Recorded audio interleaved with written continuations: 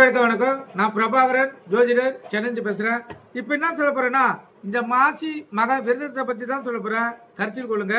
இந்த மாசி மகம் மாசி மாசத்தில் வரும் மக நட்சத்திரத்தை தான் அந்த மாசி மகன்றாங்க. நீங்க கருத்தில் கொள்ளுங்க. அந்த மக நட்சத்திரம் 12/3/2025 3:55 மாலை ஆரம்பிச்சு 13/3/2025 மாலை 5:09 மணி மட்டும் இந்த மாசி மகம் நிறைவடைந்து கருத்து கொள்ளுங்க.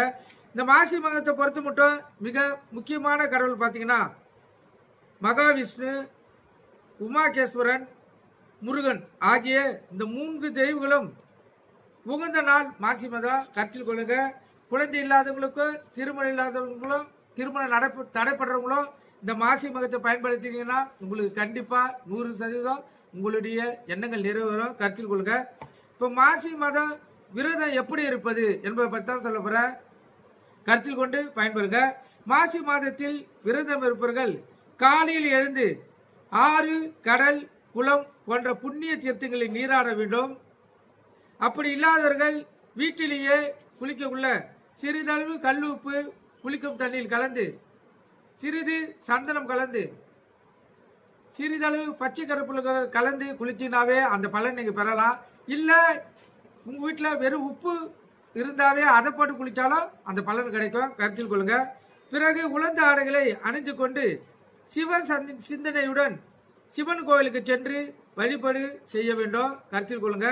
அதே போல தேவாரம், திருவாசகம் பாடலை பாராயணம் செய்ய வேண்டும். உங்களால் பாராயணம் செய்ய முடியலன்னா நீங்க கேட்கலாம், படிக்கலாம். கருத்தில் கொள்ளுங்க.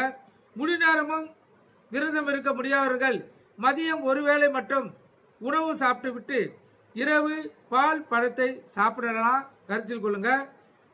அதே போல அன்றைய தினம் முழுவதும் வேறு எந்த பணிகளிலும் கவனத்தை செலுத்தாமல் இறைவனை மனதில் நினைத்து ஒரே சிந்தனையோடு இருந்தால் மனதில் நினைத்த காரியங்கள் நிறைவேறும் என்பது ஐதீகம். கருத்தில் கொள்ளுங்க. இப்படி விரதங்கள் ஏற்படக்கூடிய பலன்கள் பார்த்தீங்கன்னா மாசி மாதம் அன்று குழந்தை இல்லாத தம்பதிகள் விரதம் இருந்து அன்னதானம் செய்தால் குழந்தை பாக்கியம் கிடைக்கும் என்பது கருத்து ஐதீகம். அதே போல திருமணம் ஆவாதவர்கள் மாசி மாதம் அன்று விரதம் இருந்து ஏழை எளியவர்களுக்கு அன்னதானம் வழங்கலாம்.